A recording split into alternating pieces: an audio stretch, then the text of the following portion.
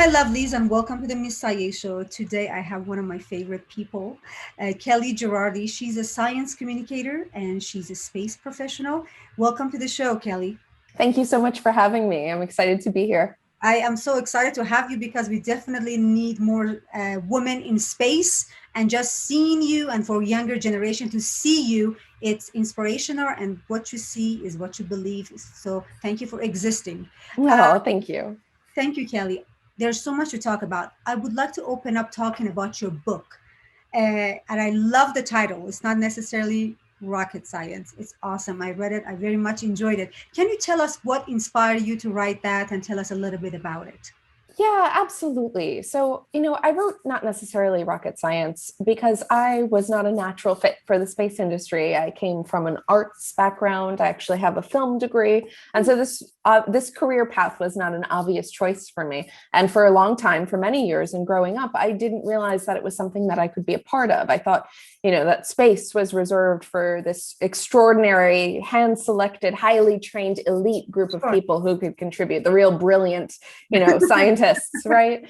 And as I got older, I understood that, I was reflecting on the Renaissance actually, and thinking about how art in the Renaissance was only one manifestation of this new way of thinking, but that cultural innovation was also happening across technology and medicine and law and, philosophy and even warfare. And so I was reflecting that similarly, engineering right now is just one small slice of life in the space age. And that similarly, we will need a broader, more diverse skill sets. We're seeing innovation happening across all of these other sectors. And we need artists, engineers, and everyone in between to contribute to humanity's next giant leap. So combining all of those messages and also sharing about my career journey, which I'm happy to talk about as well. But that was really what the book was intended to convey. Everyone can play a part in the space industry, and you don't have to be a rocket scientist to do so. Incredible. Yes, by end of your book, I did get that message and it was very inspiring. You even at some point talked about, like right now we have cruise ship entertainers. We have to think about one day we will have spaceship entertainers, and we need, if everyone could have taken part, and it's not, as you said, reserved for elite group of people, as you did it yourself. You're a living example of becoming part of the space industry and being a leading woman, and you didn't have a space background. So your background was film, as you mentioned, but you have this passion for space. So you followed your passion and you worked really hard at it. It wasn't, definitely from what I've been following you for years and from reading, it wasn't you got lucky. You really, really worked hard. You took it seriously and you went extra miles and you made it happen. And I'm so happy that someone like you exists, so we can show our children and say, look at this woman. She did, and she is involved with space.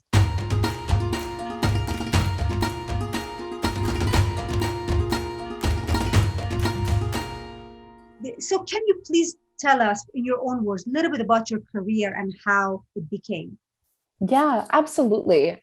So I started out thinking, that maybe there was a way that I could get involved in some way in the space industry after college. I had met some people who were really inspiring to me, but I never dreamed that I could get this involved, right? And so it was really, really surprising and motivating to understand that it is possible. And so over the past 10 years that I've worked in the commercial space industry, I have held roles in media, in policy, in communications, and then also in business development. I led business development for a rocket company. I led operations, and then have been really working on research for the past few years myself, flying in microgravity, wearing commercial spacesuits, evaluating them. So cool. Yeah, conducting research in zero G. And so that's really been just filled with pinch me moments of, I can't believe that I get to put on a spacesuit and be a part of this next giant leap. And I have also been able to switch my thinking. I now truly know that space flight for me is a when, it's not an if. I will fly to space in the next few years. And it's something that I just can't even come to terms with yet because it is such a wild dream. But I think one of the things you mentioned that I wanted to touch on was, related to imposter syndrome in this, because it was something that was really, core to my own career development. It was a lot of hard work. It wasn't luck. But I think the biggest part was overcoming my own imposter syndrome. That was the thing that really stood in my way, and I think it's sometimes a comfort, also unfortunate, that some of the most accomplished people I know suffer from chronic self-doubt.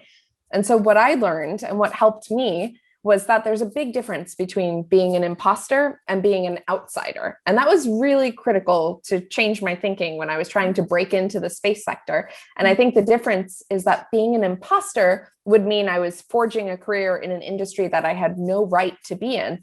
But being an outsider just meant that I had a lot of work to do to earn my place and build credibility. And I just think women are especially vulnerable to this. You see it when it comes to applying to jobs. It's the difference between thinking, oh, I've got expertise in everything except that bullet, so I'm unqualified, instead of thinking, I've got most of this and I'm confident I can pick up the rest on the job. And we know if you wait until you're 100% confident in your abilities, you'll miss all of the opportunities that could actually help you reach expert status. Sure. Guys are much better when it comes to that. They're like, I'm not good at all this, but I'm good at this one. I got this. Exactly. I think women are uniquely vulnerable to that trap of thinking. Yes. Another thing in your book I love about what you did, about the panels. You were organizing these panels.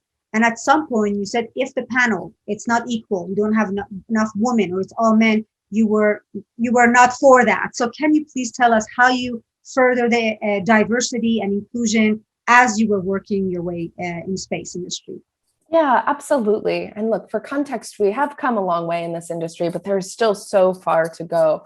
And when you think about the numbers just before the panels, to paint a picture of what representation looks like, less than 1,000 people, humans in history, have ever traveled to space, but only 11% of those have been women. And so there's a great disparity, and far fewer have been people of color. So we really do see disparities across gender breakdowns, racial breakdowns.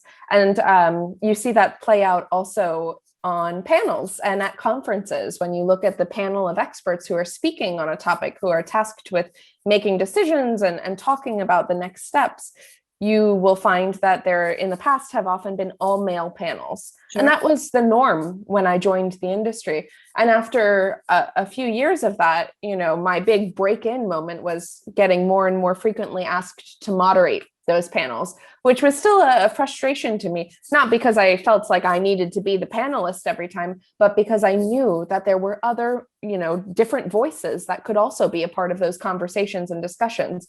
And so I did put a stake in the ground and refused to moderate any all-male panels. And that's been a few years now. And things have changed pretty dramatically. I think now, conference organizers are looking through different lenses and a more evolved approach to representation and ensuring that they are looking to find diverse voices. And I think it's really important.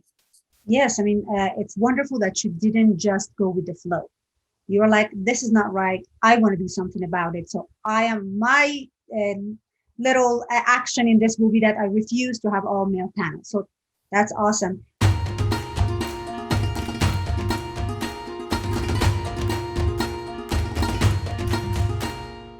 You mentioned that if 5% of the people travel to space, our world changes because their perception changes. What does that mean? And how did you come to that analogy or understanding? Yeah. So author Frank White in the 1980s coined this term, the overview effect. And he called it that because he was understanding that people who traveled to space, astronauts, were reporting this cognitive shift in perspective when they came back home. So an astronaut who went to space and looked down at the Earth were reporting that it really changed their lens that they looked at society and the rest of the world with. It was a total cognitive shift in perception. And he called that the overview effect, to see the world from above and to see all 7 billion of your fellow humans down below and you from afar. It was really something to grapple with. Wow. And so I think as we've seen, different people share their perspectives over the past 50 years of space exploration, what we've seen is people walking away from the experience of spaceflight coming back home to their communities and to their own groups and families and followers and supporters, and being able to share this experience in a really unique way. And I do believe that there is this potential to get an even broader swath of the population. And when you think about it, right, these were engineers largely, or military folks, military engineers. And so if you think about the future that was in the past, now we've had more academics, but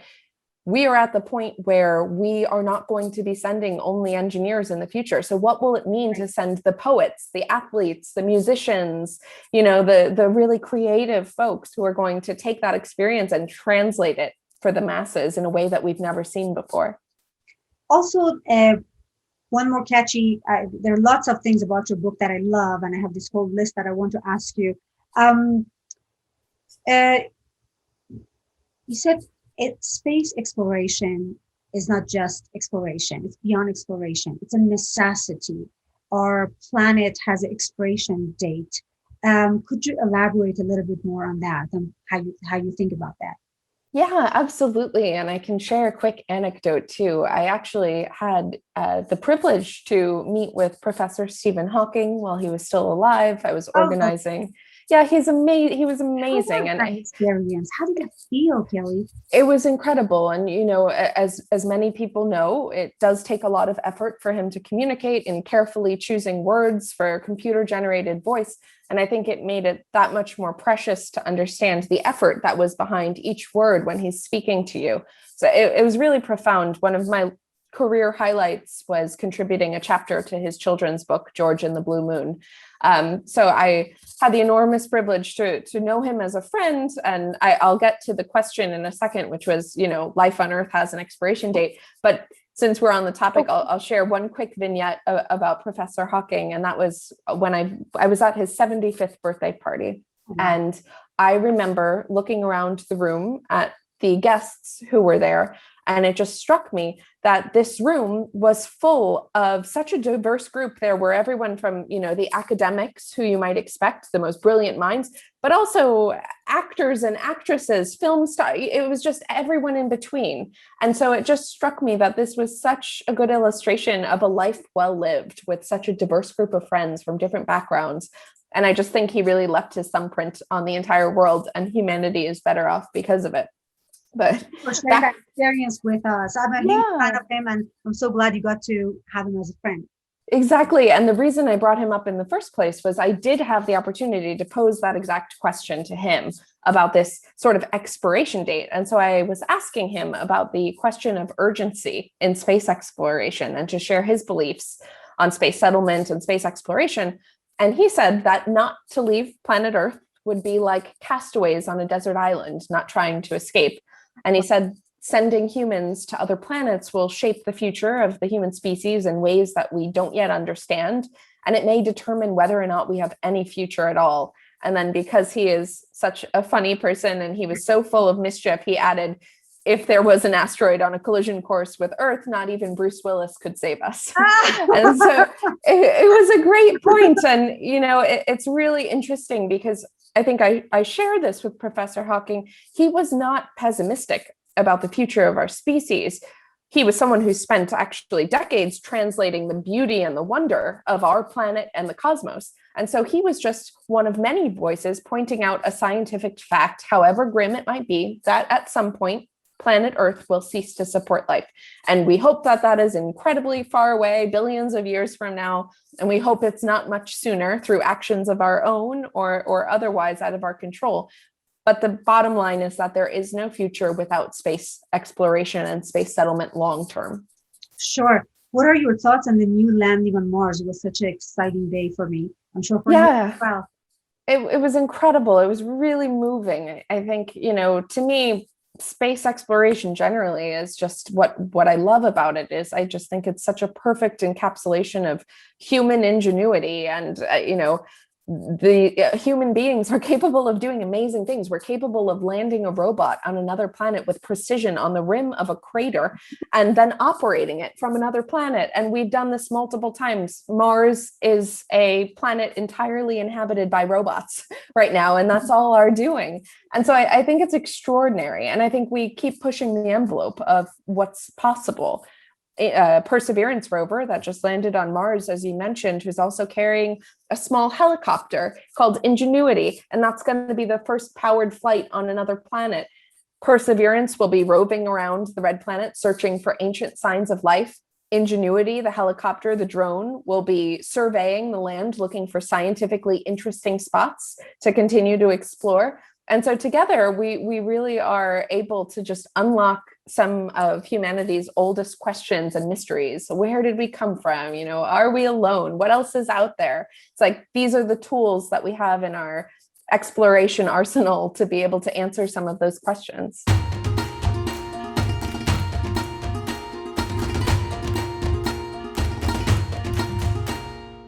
Yeah. So first of all, this is a great pub trivia question. If anyone is ever in this situation, if anyone ever asks you what is the first living being sent to space, the answer is not monkey or cat or dog. It is fruit fly. And so this was following World War II. There was a really keen interest in understanding the environment of space and how that may affect living creatures. Certainly before we sent human beings, we wanted to know, how dangerous is it? Could you survive a flight to space? And so fruit flies, very interestingly, actually have a lot of similar genetic makeup that humans have. And, I'm sure a lot of you have heard, genetic makeup across different species. There's a lot of similarities, but fruit flies are one of those things that humans have a lot of similarities with, interestingly, right? And so fruit flies were actually the first species not only to be sent, but also to be safely recovered from spaceflight. It was a very short up and down little hop, but they did briefly cross the boundary of space. And so they became our Earth's very first emissaries to space. If I wouldn't have read your book, I wouldn't know that. So there were a lot of fun facts in there. So please, would you teach me and our audience something that we wouldn't have known if we wouldn't have talked with you today? Oh, yeah, it's a great question. Okay. One fun space fact is that, and this doesn't really apply so much anymore, but some folks might remember back in the day, televisions, when you briefly had a dead channel, you would get all of that black and white static on the TV. Right. So that static was actually radiation from the Big Bang. That's what you were seeing. And so it's really interesting. Really? That's black and white thing? Yeah, exactly. So that's, space is everywhere. It's ubiquitous. It's been a part of our life. I think people sometimes underestimate how intertwined space capabilities are with our everyday life. Everything from our credit card transactions, our payment platforms, our GPS, our smartphones, our satellites, our international banking institutions. It's all powered by space-based assets floating around Earth and powered overhead. And so it really is, quite intertwined with our daily life. Yeah, it's a great reminder that we're not that detached, that separated, and it's only for Kelly and those other people. It's like it's part of our lives. Yeah, absolutely. I highly recommend get Kelly's book because I very much enjoyed it. It's not necessarily rocket science. And reading that book, it reminds us how we are in it, we are with it, and we're part of it, and we could impact it. So I highly recommend your book. I also know about your clothing line. Yes. Are we going to be able to see more of it? As I love your line. Hopefully soon. Yeah. Part of my best privilege of getting to work in science communication as well is pushing the boundaries of what it means to share my love of space. Some of the more traditional ways I do that are through talks and through my book, right? More academic approaches, but some of the more fun ways, like you mentioned, are sharing it in a different medium, like fashion, and beauty. It's something that is so important to me. I recently partnered with Sephora for a video series that's coming out soon. And so these are things that I think people contain multitudes, right? I would never want to be boxed in as just a space nerd, right? I also have these other interests, like you mentioned, with fashion, with beauty. And I love sort of being able to showcase all of those and apply a fun space lens to everything. Yes. Is what you're wearing, is that part of your line right now? This one isn't, no, right now. So I had a more elevated fashion line a few years ago called Paper Rocket. It ended up being a giant money pit, but it was a great learning experience. And so more recently, I came out with a adult and children's line of space-inspired shirts and accessories. So I have little makeup bags, I have tote bags, I have sweaters and things like that are available through my website. But I do hope, yeah. So we can go to your website and order, because Yes, I love exactly. the clothing that your daughter wears. So yeah. cute. Thank you so much. Thank you. And you know what? As you said, you should not be in a box. You always look beautiful, look sharp, look camera ready, whatever you're doing. So there is no excuse to not. So it's just, if Kellie can do it, if she can look on point, her makeup is, her hair is, her outfit is, it's inspiration to me. Like, you bring in different, a fresh point of view to the whole. I appreciate that. Yeah. And, it's important representation wise. I think when I was first starting out, where there were a lot of places where I was the only woman in the room at the meeting, at the conference, I remember trying to tone down my love of beauty or fashion, because I thought maybe I won't be taken as seriously if I'm wearing lipstick or I'm wearing heels, or, and I could kick myself because, looking back now, when I think of my daughter, I want her to feel confident walking into any room, however she feels best and most empowered. And so I think it is, important. When I do go to space, I will be wearing a full face of glam for sure. Just because it makes me feel my best. Yes. Any woman looking up to you, it makes us wanted to vouch for, because she's doing it. Look at her. Like, she put on the suit and her hair is done and her makeup is done and she feels good about herself. Why not? So we support you. We love you. Thank you. Continue to witness your journey. Is there any upcoming endeavor that you have coming up that you can share with us? Yeah, my one big exciting piece of recent news is I recently announced I'm going to be doing a children's book series, and I'm so excited about that. It's something I've been able to share my love of space with my daughter, who's 3, Delta. And so this is just the next step for me to be able to engage an even younger audience. And so the first title in that book will be coming out in December of 2021. So just a few more months away. Well, you have a lot of work to do, so I'm not going to take up too much of your time so you can get to all these wonderful things that you're doing. Thank you so much for coming on the show. And thank you so much for having me. Absolutely. You have a great day. Thank you, everyone. Too. Bye. Bye.